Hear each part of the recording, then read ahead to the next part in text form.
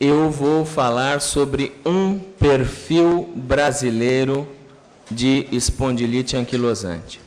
Notem bem, não é o perfil brasileiro, porque o Brasil é um país muito heterogêneo e o Brasil pode ter diferentes perfis, mas é um perfil brasileiro.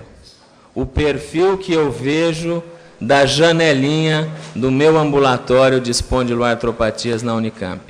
A minha visão da rua, que pode não ser a mesma de vários colegas. É extremamente importante que na avaliação dos pacientes com espondilite anquilosante, nós nos atenhamos à importância do diagnóstico precoce, como bem afirmou o professor Jürgen Braun nesta manhã. A partir de um diagnóstico precoce, que muitas vezes é um pouco difícil num número significativo de casos, nós vamos poder otimizar melhor o tratamento destes pacientes. E não só esperar um paciente com a posição do esquiador, com uma coluna completamente fundida, com muitas incapacidades. Sempre tenhamos em mente a possibilidade de chegarmos um pouco antes. E o que é que o perfil dos pacientes brasileiros poderia acrescentar nisto? Tradicionalmente, quando pensamos num paciente espondilítico, nós nos lembramos do homem branco, jovem e predominantemente HLA-B27 positivo. O que eu vou fazer nos próximos 5 minutos é mostrar algumas peculiaridades da nossa casuística na Unicamp, que pode ser um perfil, principalmente dos pacientes da região sudeste. O que nós observamos? Algumas casuísticas internacionais dizem que a espondilite anquilosante na mulher tem uma evolução semelhante à do homem. O que tradicionalmente nós observamos é que o predomínio, sem dúvida, é do sexo masculino, 5 homens para cada mulher, mas no sexo feminino tendemos a ter uma doença mais leve, de progressão mais lenta na nossa casuística. Algo extremamente importante e que diferencia a casuística brasileira de algumas outras casuísticas é a presença dos pacientes afro-brasileiros, da mistura entre negros e brancos. Na nossa casuística, nós observamos que não há um predomínio quanto ao acometimento axial, periférico, a classe funcional ou a presença do HLA-B27, tanto em pacientes brancos quanto não brancos. Qual poderia ser esta explicação? O fato de que nossos pacientes não brancos, afro-brasileiros, sejam predominantemente mulatos. Numa casuística atual de 260 pacientes acompanhados no nosso serviço, nós temos apenas 6 negros não miscigenados. O restante da casuística não branca é predominantemente mulata.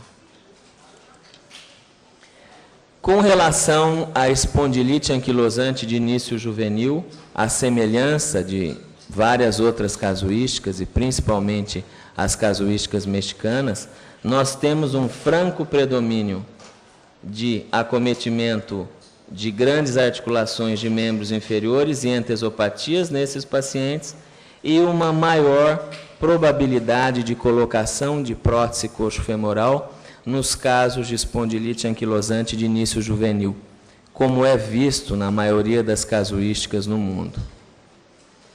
Mas é extremamente importante que o reumatologista tenha em mente que a presença de uma entesite aquiliana ou plantar vai nos permitir tentar fazer um diagnóstico precoce nesse paciente. E que este paciente jovem é aquele paciente que provavelmente poderá evoluir para uma espondilite anquilosante na evolução, no curso do seu segmento. E o HLA-B27. Tradicionalmente, a positividade do HLA-B27 nos pacientes europeus chega a ser de até 98% dos casos.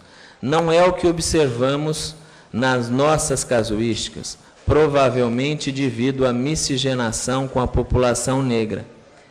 Na nossa casuística publicada, nós observamos 78% de positividade do B27, com uma forte associação com acometimento de tornozelos e as entesopatias, sem uma importância do CREG nos pacientes espondilíticos. Analisando-se a casuística, as diferentes casuísticas de espondilite anquilosante no Brasil, nós percebemos que, desde os trabalhos pioneiros deste trio, extremamente importante, Luiz Versman, William Shahad e Assir Rashid, até os últimos trabalhos, nós observamos uma prevalência entre 75% e 80%, em trabalhos predominantes da região Sudeste e Sul. Será que, nesta casuística, que tem algumas peculiaridades e tem uma maior proporção de pacientes HLA-B27 negativos, aqueles pacientes HLA-B27 positivos teriam algo diferente a nos dizer? Nós fizemos, na nossa casuística de pacientes espondilíticos, a pesquisa dos alelos, atualmente em número de 25 do HLA-B27.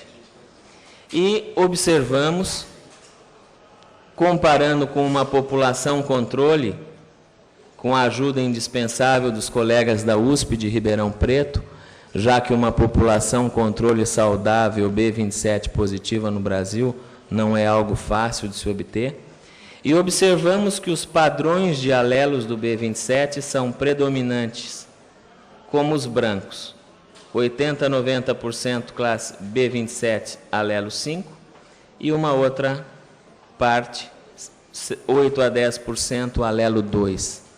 No entanto, nos grupos controles, nós observamos o alelo 3, predominante em pacientes afro-brasileiros, e o alelo 7, que é comum no Sudeste Asiático, que não tem uma população de origem no Brasil, mas que pode ser fruto da miscigenação com os colonizadores portugueses nos séculos XV e XVI.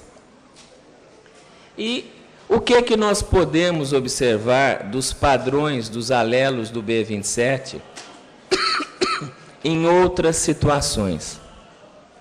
Nós fizemos uma avaliação da uveíte anterior nos nossos pacientes e observamos 14,5% de prevalência de uveíte num grupo de 207 pacientes, uma associação com o início juvenil e com as entesites.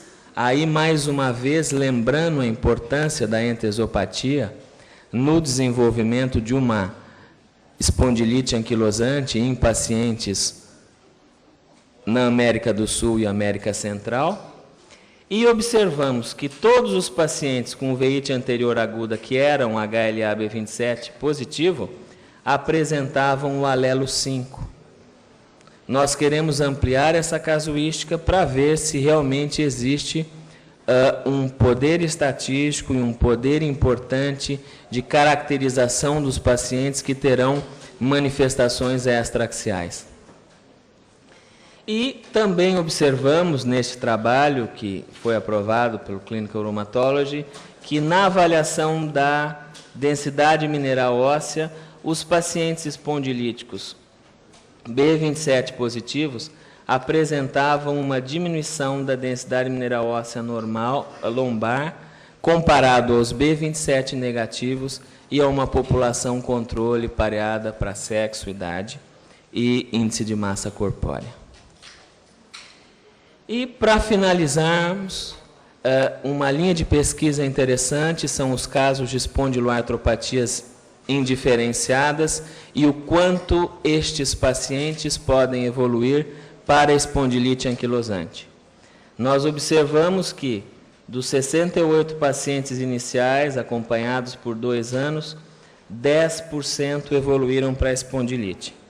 Nós tentamos estudar um pouco mais estes pacientes e, comparando 40 B27 positivos com 40 B27 negativos e também com um grupo controle saudável B27 positivo e B27 negativo, nós tivemos nos pacientes B27 positivo uma maior tendência à evolução para a espondilite anquilosante, mostrando a importância do B27 na caracterização e na evolução destes pacientes. E também, no grupo de pacientes com o CREG, a importância destes antígenos que estão mais prevalentes no grupo com indiferenciadas B27 negativo, podendo caracterizar um grupo diferente de pacientes na sua evolução. E, para finalizar, nós também avaliamos os padrões de HLA B27 nessa população indiferenciada e foi semelhante à população espondilítica. Portanto, esta é a visão da minha janela no ambulatório. É um perfil brasileiro de um grupo de pacientes que eventualmente pode representar a região sudeste. E o que eu os convido é que para o Congresso Brasileiro de 2006 em Campinas, vocês também possam estar nos apresentando a visão da janela de vocês nos nossos pacientes. Muito obrigado.